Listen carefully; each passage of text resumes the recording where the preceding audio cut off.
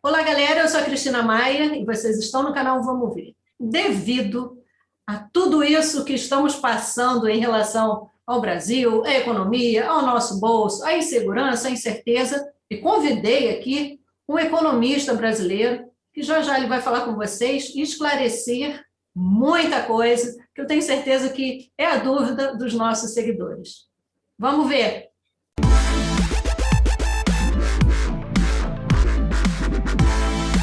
Seja bem-vindo, Luciano Simões. Boa noite, Cristina. Muito obrigado aí pela oportunidade. Uma boa noite a todos. Tomara que tenhamos um bate-papo extremamente aí produtivo e que possa ajudar bastante gente. A influência da política no âmbito econômico.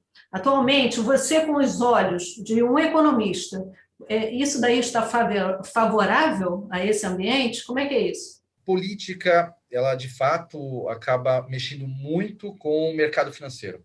Por mais que as pessoas pensem que são coisas distintas, né? Ah, é só um voto, é só um representante, é só uma bolsa, é uma empresa. Não, tudo isso está internamente ligado, né?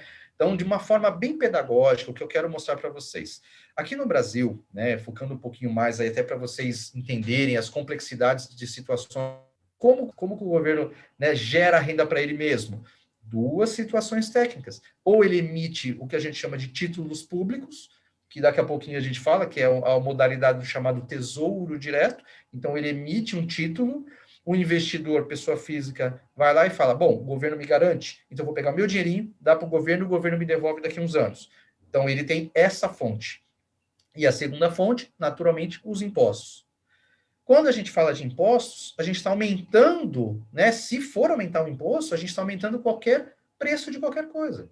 Então, o governo precisa aumentar o imposto. Então vamos aumentar o posto do gás, da gasolina, disso, daquilo, não sei o quê. Aí você sufoca a economia no sentido comercial básico. Quando você aumenta imposto, ou tira alguma coisa de subsídio, ou tira uma gratuidade, você está empurrando muito mais custos para a população sufoca economicamente, se endivida e não consegue fazer, né, as suas compras. Vai comprar muito menos. Comprando pouco, na outra ponta, o empresário vende pouco, a equipe dele fala, não preciso de tantas pessoas trabalhando, demite, ou seja, é menos um ganhando salário, e essa roda viva começa, no modelo orgânico, a aumentar. Aplicar no Brasil é um risco? Como você poderia falar das vantagens e desvantagens? Quando a gente fala de investimento, a gente tem que falar de cenário, né? Risco tem diretamente a ver com o cenário, está tudo interligado. O que acabamos de falar um pouquinho antes foi das questões políticas, que tem todo o contexto, né? Uma regra política, uma norma política da qual, olha, vamos aumentar o imposto, não, vamos liberar o dinheiro para o povo, não, vamos fazer tal coisa, isso, aquilo. Tudo isso impacta no que a gente chama de cenário de investimento. Então, quando o governo, né, colocando agora uma situação do risco Brasil, né, como é que a gente pode explorar o risco Brasil? O risco Brasil ele é medido com uma série de fatores. A questão cambial se dá da seguinte forma: quanto mais investimentos de fora eu tenho dentro de um país, de uma maneira bem, bem simplória, tá, gente? Quanto mais moeda de um outro país eu tenho no meu país, essa moeda se dá mais barata. Então, quando você não tem a entrada desse dinheiro na nossa economia, no caso aqui Brasil, eu tenho uma moeda, então, muito alta. Tá? Quais são esses cenários para o investidor? Um câmbio alto, porque a movimentação econômica, aquele respiro que eu falei, né, o giro da economia, é que traz dinheiro para o país. Eu produzo, vendo, recebo. Acumulo dólar, euro, e o dólar fica, e o euro também menorzinho, porque são moedas extremamente circulantes e fáceis de entrar e sair. O governo está na mão, nesse caso do Brasil, está na mão de algumas possibilidades burocráticas ali de fazer liberações ou de auxílios emergenciais ou colocar em privatização, né, grandes estatais a fim de receber dinheiro. Lembra que eu expliquei no início, eu estou tentando fazer um tipo de formato aula para todo mundo não ter dúvidas. A hora que o governo recebe dinheiro, ele recebe, né, do Tesouro Direto ou dos impostos. Uma terceira possibilidade que muito eles estão olhando é a privatização. Então, ele pega uma empresa estatal, vende, entra aqueles bilhões, aí ele respira, o governo respira, beleza, a economia volta um pouco mais tranquila. Quando de fora, em grandes investidores, bancos de investimento, ou até mesmo vocês, né, olhando o Brasil, observam que se a política não está redondinha, isso já é um fator de risco. Opa, a política lá, será que vai ficar tudo bem? Como é que é o movimento agora partidário? Não vamos colocar nomes aqui, mas no Brasil eu tenho duas linhagens muito fortes, né? Uma linha que se destacou muito no último momento, direita e esquerda, né? Não colocando nomes aqui, mas todo mundo sabe, né? O mercado não gosta de esquerda, né? As leituras, nada contra, por favor, não entenda dessa forma, mas pensando no formato econômico, não é bem-vinda. A economia se retrai e aumenta gasto público, não é saudável no modelo econômico. Quando a gente fala de investimentos, cenário político, estou com receio. Cenário saúde, que tem direto ligado com a economia, giro e estabelecimentos abertos. Terceiro tópico, taxa de juros. Bom, tem risco, tem isso, tem aquilo, mas a taxa de juros está compensando? Também não. E por último, quarto ponto, o conceito global. O risco Brasil, ele também, como é um país que conversa com todos, né, ainda comercialmente, nós estamos dependendo da compra e venda de outros países. Porém, olha só o agravante. China, vou dar um exemplo real. China, no passado, teve aquela demanda reprimida, e depois foi liberada. Um dos primeiros países que voltou à sua normalidade. Quando ela voltou à normalidade, ela ligou para o Brasil e falou: ó, manda arroz, manda, que a gente está morrendo de fome aqui, o pessoal não botou, não colheu, não sei o quê, manda arroz. Mandaram tanto arroz para a China que faltou arroz no Brasil.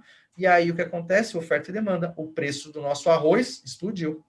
Foi muito alto. Então, esse tipo de situação que eu colocaria como quarto elemento, a inflação devido ao comércio externo. Nós temos que vender para o exterior? Sim, mas nós temos que abastecer também a nossa boca interna.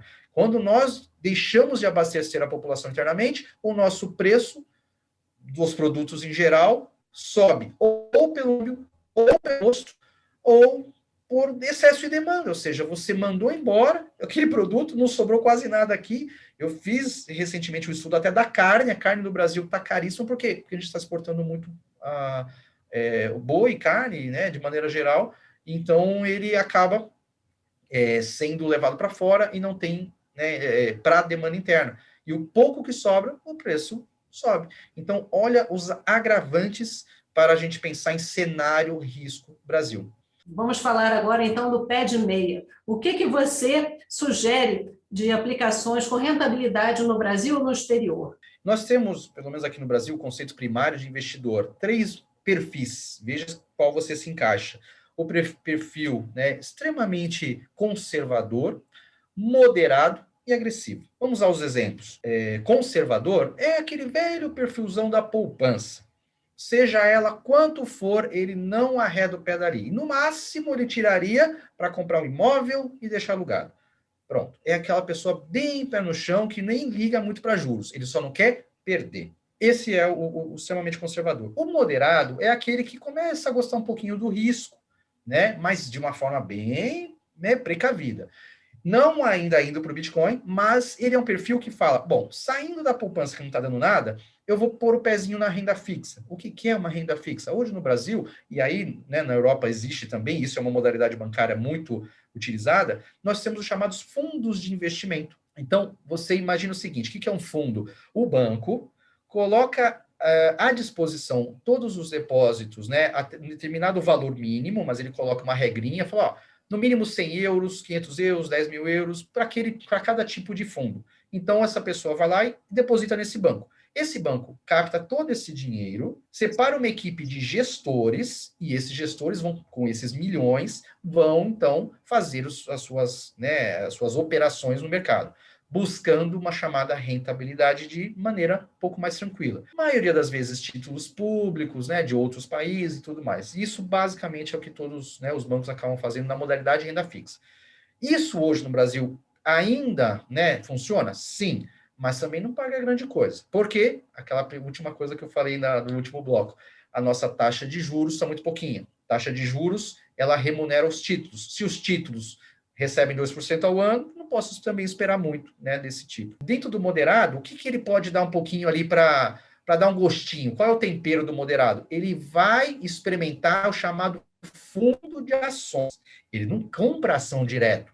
Ele acha muito arriscado. Meu Deus, vou comprar ali e perder tudo. Não. O que, que esse cara faz? Ele põe num fundo de ação. Então, aquela equipe do banco vai pegar o dinheirinho dele, de vários clientes, e fazer a compra e venda das ações. Então, ele delega essa administração para alguém e alguém pega esse dinheirinho e cuida. O pessoal, né, pensou em ações, pensou em renda variável, até mesmo fundo de ações, qualquer coisa vinculada a variável, você pense sempre no mínimo acima de um ano. No mínimo, no mínimo. 6 meses, nem pensar. Para começar 1 ano ou 2 para tomar gostinho. Por quê? Porque você vai permitir a chamada oscilação natural do mercado. Ah, no longo prazo eu ganho mais? No longo prazo, sim. Indo para o perfil agressivo, aí eu incluo o Bitcoin. Nesse caso, sim. Então, eu posso permitir ficar um pouquinho na renda fixa, um pouquinho na renda variável e um pouquinho do Bitcoin, que é um pouquinho mais agressivo do que a renda variável. Ele, né, nasceu há muitos anos, na vertente, né, o seu start foi ali logo depois da crise de 2008 do modelo americano, e então iniciou. Cada país teve a sua política, tá? Mas recentemente a gente pode fazer um quadro geral do Bitcoin, da qual, não sei quantos vocês acompanham, mas eu, como sou do mercado, gostaria de informá-los. O Bitcoin, ele já está na categoria de fundo de investimento. Por exemplo, tem bancos na Europa que tem o fundo Bitcoin. Então, até mesmo para você, pessoalmente, Cristina, até te dando uma mini consultoria, se me permite, não precisa entrar e comprar o Bitcoin puro. Você pode, caso você fique um pouco amedrontada e assustada com as variações, você pode procurar um banco que já existe um fundo Bitcoin, o chamado fundo de criptomoedas. Porque o Bitcoin foi a primeira, mas depois lançaram uma série. O que a gente sempre coloca para todo mundo é que, poxa, posso arriscar? Pode, é saudável, mas, gente, façam o grau da experiência. O que a gente chama, né, basicamente, um pouquinho agora do meu trabalho de gestor de carteira, é o que eu coloco para todo mundo. A velha frase que todo livro de investimentos fala: nunca coloque todos os ovos na mesma cesta. Então, você vai tirar do Brasil, não coloque tudo no Bitcoin. Pode acontecer de você ter uma grande queda e 25, 50, 60% do seu patrimônio diluir. Ai, meu Deus, tomei aquele choque. Então, faça uma experiência. O que eu coloco como 5 a 10% no máximo de uma experiência. Tá dando certo? Rendeu? Tira o lucro e põe, de repente, um pouquinho mais todo mês, vai experimentando o produto. Gostei, mas nunca coloque tudo. Existem diversos produtos hoje para você, né, aí mesmo na Europa ou até aqui no Brasil, para você experimentar. Uma dica, né, para quem ainda tem dinheirinho no Brasil, você pode dar uma olhadinha, por exemplo, nos títulos do Tesouro Direto pré-fixado. O pré ele vem do pré-estabelecimento da taxa, ou seja, o que for acordado com você e o governo ali na hora, o governo vai te pagar, fique tranquilo. Então, você tem medo de oscilação? Pega uma boa partezinha, eu colocaria pelo menos 40% do seu patrimônio nesses títulos. Pronto. Existe também, dentro da modalidade Tesouro Direto, aquela modalidade do chamado Tesouro Selic. Tá? Você pode aproveitar a própria oscilação da taxa Selic. E tem também a modalidade que acompanha a inflação, né? O Tesouro IPCA, né? Falando de investimento Brasil, para quem ainda tem dinheirinho aqui. Então, você tem uma série de investimentos que você pode começar a sair do CDB, sair da poupança e começar a pensar em montar a sua carteirinha. Então, uma dica básica que eu dou para vocês: pegue o seu patrimônio e dilua, faça um quadrante, né, de 4 partes. Dessas 4 partes, né, não obrigatoriamente 25%, mas sinta, né, o seu risco. A parte mais arriscada, coloque ali até 10%, se você se permitir, né, o seu grau de risco. Os outros 25% a 30%, coloque no fundo de ações. Por que um fundo e não uma ação, professor? Porque a ação demandaria de você estudar qual a ação melhor. E concorda que se você, de repente, demandar este serviço para um gestor, eles vão estudar e fazer essa escolha para você. Um segredinho que eu digo para todos vocês: tem uma parte das ações que, se você quiser, pode buscar a chamada rentabilidade mensal. Ações nada mais é do que a representação de um pedacinho de uma empresa. Uma empresa está lá para dar lucro. Quando ela gera lucro, ela paga esse lucro aos acionistas. o que tecnicamente chamamos o nomezinho aqui do Brasil de dividendos. Então, você ser acionista de uma empresa, no Brasil, na Europa, onde for, você recebe dividendos. Não sei precisamente como está hoje a política europeia de dividendos, mas no Brasil, graças a Deus ainda, é isento de imposto de renda. Olha que maravilha. Então, você ganha dividendos, acumula e não paga imposto. E o que eu faço com os 10 a 15% ou 20% que sobrou? Eu deixaria para o que a gente chama de reserva de emergência técnica. Pneu furou, bateu um carro, uma necessidade, uma coisinha ali, projeto que você fala, poxa, vou iniciar um projeto, vou investir, deixa ele no que a gente chama de CDB. Aqui no Brasil, eu tenho um CDB vinculado à conta corrente. Então, ele não tem carência, não é algo que você põe, ai meu Deus, não posso mexer. Não, pode mexer, tira e põe todo dia, e ele rende melhor que a poupança, mas pelo menos é um dinheirinho que, se você precisar, pode utilizar. Os grandes investidores, não falo nem por mim, mas os grandes investidores da história demonstraram que qualquer riqueza ela vem ao longo dos anos e não de dias. Então fica a minha última dica aqui para todo mundo. Cuidado, não caiam em conto de fada, fique rico rápido, não funciona assim. A boa e velha gestão, pinga-pinga todo mês, como fazer isso, é o que eu quero, né, demonstrar e ensinar para vocês. Não ponha todos os ovos na mesma cesta.